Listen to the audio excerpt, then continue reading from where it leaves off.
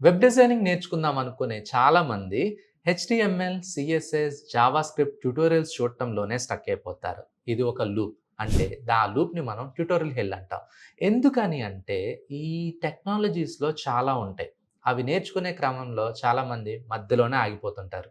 ఈ వీడియోలో మీరు అందులో ఒకరు కాకుండా ఉండడానికి మీరు అవాయిడ్ చేయాల్సిన 3 మిస్టేక్స్ అయితే చెప్తాను. జనరల్‌గా వెబ్ డెవలప్‌మెంట్‌లో 2 పార్ట్స్ ఉంటాయి. ఒకటి front end development, 2 back end development.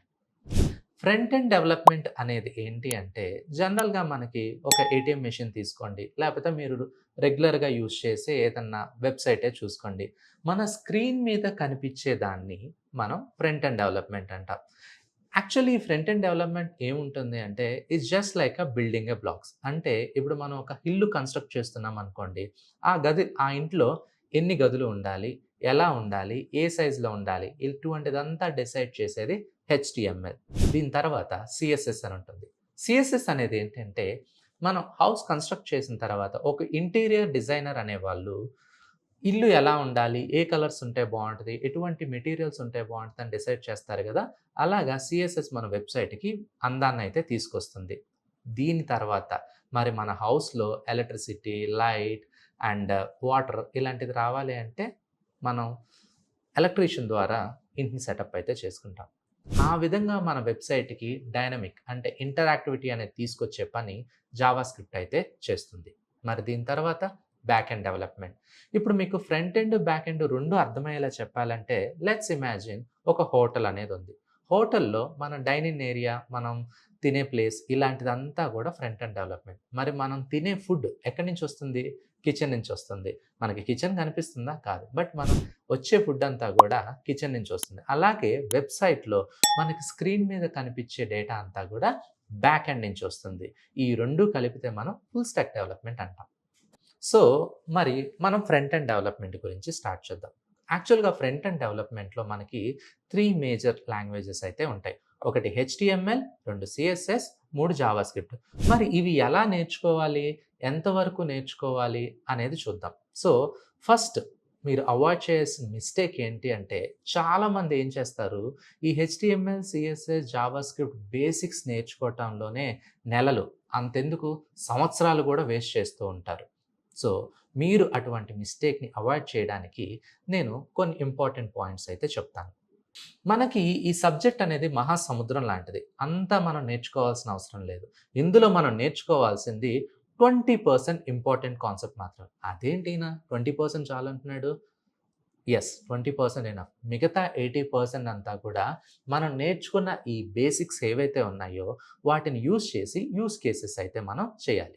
ఇప్పుడు మనకి హెచ్టీఎంఎల్‌లో ఎంతవరకు నేర్చుకోవాలని చెప్తాను. ఇప్పుడు మీరు హెచ్టీఎంఎల్ అయినా, సీఎస్ఎస్ అయినా, జావాస్క్రిప్ట్ అయినా వరల్డ్ వైడ్‌గా ఒక బైబుల్‌లాగా ఫాలో అయ్యేది డబ్ల్యూ3 స్కూల్స్ అనే వెబ్‌సైట్. ఈ డబ్ల్యూ3 స్కూల్స్‌లో మనకి హెచ్టీఎంఎల్, సీఎస్ఎస్, జావాస్క్రిప్ట్ అన్నీ ఉంటాయి. ఇప్పుడు మీరు డబ్ల్యూ3 స్కూల్ వెబ్‌సైట్‌లో చూసినట్లయితే హెచ్టీఎంఎల్ ఈ టాపిక్స్ అన్నీ కనిపిస్తున్నాయి గదా! ఇందులో హెచ్టీఎంఎల్ స్టార్టింగ్ నుంచి హెచ్టీఎంఎల్ గ్రాఫిక్స్ అనే కాన్సెప్ట్ వరకు నేర్చుకోవాలి. దాని తర్వాత సీఎస్ఎస్‌కొస్తే సీఎస్ఎస్ బేసిక్స్ నుంచి సీఎస్ఎస్ గ్రిడ్ అనే కాన్సెప్ట్ వరకు చూడాలి. ఇంకా జావాస్క్రిప్ట్‌కొచ్చేసరికి జావాస్క్రిప్ట్‌లో హెచ్టీఎంఎల్ డామ్ అని ఉంటుంది. ఆ కాన్సెప్ట్ వరకు చాలు. సో, ఇవి కంప్లీట్ చేశారా? Congratulations. You have covered 15% of the web development. సరే, మరి హెచ్టీఎంఎల్ అయిపోయింది కదా! ఇప్పుడు సీఎస్ఎస్ చూద్దాం. సీఎస్ఎస్ అనేది ఏంటి అంటే మనకిందాక అనుకున్నట్లుగా వెబ్‌సైట్‌ని బ్యూటిఫుల్‌గా చూడడానికైతే యూజ్ చేస్తాం. బట్ మీరెప్పుడైనా ఒక వెబ్‌సైట్‌ని బిల్డ్ చేయాలి అనుకోండి, మనం కోడ్‌ని రిపీటెడ్‌గా రాస్తూ ఉంటాం అనమాట. ఇట్లాగ రిపీటెడ్‌గా రాసే కోడ్‌ని అవాయిడ్ చేయడానికి మనకి చాలా ఫ్రేమ్‌వర్క్స్ అయితే వచ్చేసాయి. అలాంటి ఫ్రేమ్‌వర్క్స్‌లో నాకు బాగా నచ్చిన ఫ్రేమ్‌వర్క్ అయితే బూట్‌స్ట్రాప్ అనమాట. ఎందుకంటే ఇందులో మనం రెగ్యులర్‌గా యూజ్ చేసే కోడ్ అంతా కూడా ఆల్రెడీ ప్రీ రిటన్ ఉంటుంది. మరి ఇది ఎక్కడ నేర్చుకోవాలి? డబ్ల్యూ3 స్కూల్స్ అని జావాస్క్రిప్ట్, హెచ్టీఎంఎల్ చెప్పాం. మరి బూట్‌స్ట్రాప్‌కైతే వాళ్ళ అఫీషియల్ డాక్యుమెంటేషన్ ఉంటుందనమాట. సో, ఇది కూడా కంప్లీట్ చేశారా? You have covered the 20% of the front end development. మరి ఇది అయిపోయింది. మరి జావాస్క్రిప్ట్‌కొచ్చేసరికి అందులో కూడా నంబర్ ఆఫ్ ఫ్రేమ్‌వర్క్స్ ఉన్నాయి. బట్ మనకి ఇంపార్టెంట్ అండ్ మార్కెట్‌లో మోస్ట్ పాపులర్ ఏది అంటే రియాక్ట్ జేఎస్. ఇందులో రియాక్ట్ జేఎస్‌కి ఒక ఏమంటారు బ్యూటీ ఉంది. What is that beauty? React అనేది ఏంటంటే మన వెబ్‌సైట్ ఏదైతే ఉందో ఆ వెబ్‌సైట్ మొత్తాన్ని బ్లాక్స్ అంటే ముక్కలు ముక్కలుగా విభజిస్తుంది. ఈ యొక్క పార్ట్స్‌ని మనం ఏమంటాము? కాంపోనెంట్స్ అంటాం. మీకు ఇంకా సింపుల్‌గా చెప్పాలి అంటే మనకొక స్విచ్ బోర్డ్ ఉందండి. స్విచ్ బోర్డ్‌లో డిఫరెంట్ స్విచెస్ ఉంటాయి. మనకి ఏదైనా లైట్ పాడైపోయింది, ఫ్యాన్ పాడైపోయింది అనుకోండి ఎంటైర్ స్విచ్ బోర్డ్‌ని మార్చకుండా ఆ ఒక్క స్విచ్‌ని మాత్రమే మారుస్తాం. అండ్ మీరు ఒక ఫ్యాన్ వేస్తే లైటు లేకపోతే మిగతా ఏసీ అన్నీ ఆన్ అవ్వకుండా ఒక్కటి మాత్రమే పనిచేస్తుంది గదా! రియాక్ట్ జేఎస్ కూడా అంతే అనమాట.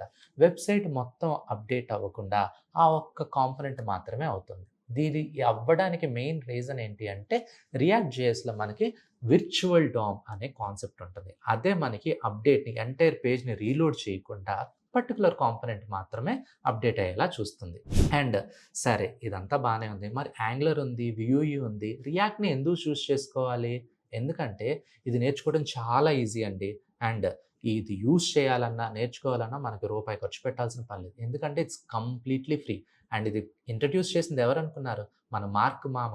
వాళ్ళ యొక్క కంపెనీ ఫేస్‌బుక్ ఇంటర్నల్‌లో స్టార్ట్ చేశారు.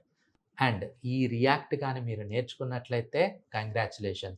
30% ఆఫ్ ద వెబ్ డెవలప్‌మెంట్ మీరనేది మీరు ఫినిష్ చేసేసారు. మరి ఇదంతా అయిపోయింది. దీని తర్వాత మనం ఏం చేయాలి?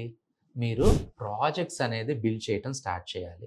మనం ఇన్‌స్పిరేషన్ కోసం ఏ ప్రాజెక్ట్స్ చేయాలి అనుకున్నప్పుడు మనకి కొన్ని వెబ్‌సైట్స్ ఉన్నాయి. ఫ్రంట్ ఎండ్ మెంటార్ అనే వెబ్‌సైట్. ఈ వెబ్‌సైట్ యూజ్ చేసి మీరు అందులో ఉన్న ఛాలెంజెస్ ఫినిష్ చేశారు అంటే again congratulation. You have finished 60% of the web development. మరి ఇది బానే ఉంది. ఒక ప్రాజెక్ట్ సరిపోతుందా?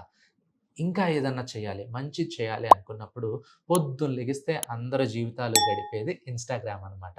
మరి అలాంటి ప్రాజెక్ట్ చేస్తే ఎలా ఉంటుంది? అందుకనే నేను మీకు ఇన్‌స్టాగ్రామ్ క్లోన్ ప్రాజెక్ట్ చేయడాన్ని రికమెండ్ చేస్తాను. అండ్ మీరు ఇందాక నేను అన్నా గదా! 3 మిస్టేక్స్ అని చెప్పి. ఫస్ట్ మిస్టేక్ ఆల్రెడీ చెప్పాను. మరి సెకండ్ మిస్టేక్ ఏంటి?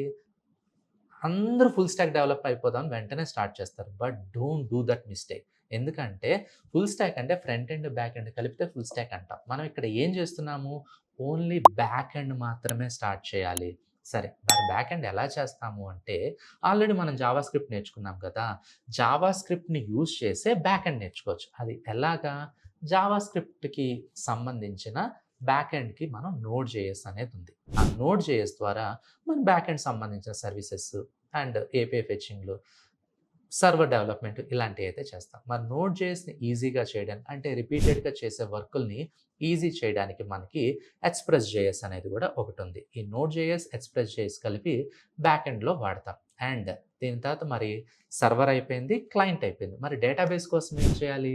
దాని గురించే మనకి మోంగోడీబీ అని ఉంది. మోంగోడీబీ, మోంగోస్ అనేది యూజ్ చేశాము అంటే మనకి ఇంకొక 20% of the web development complete అయిపోయినట్లే. మరి థర్డ్ మిస్టేక్ ఏంటి?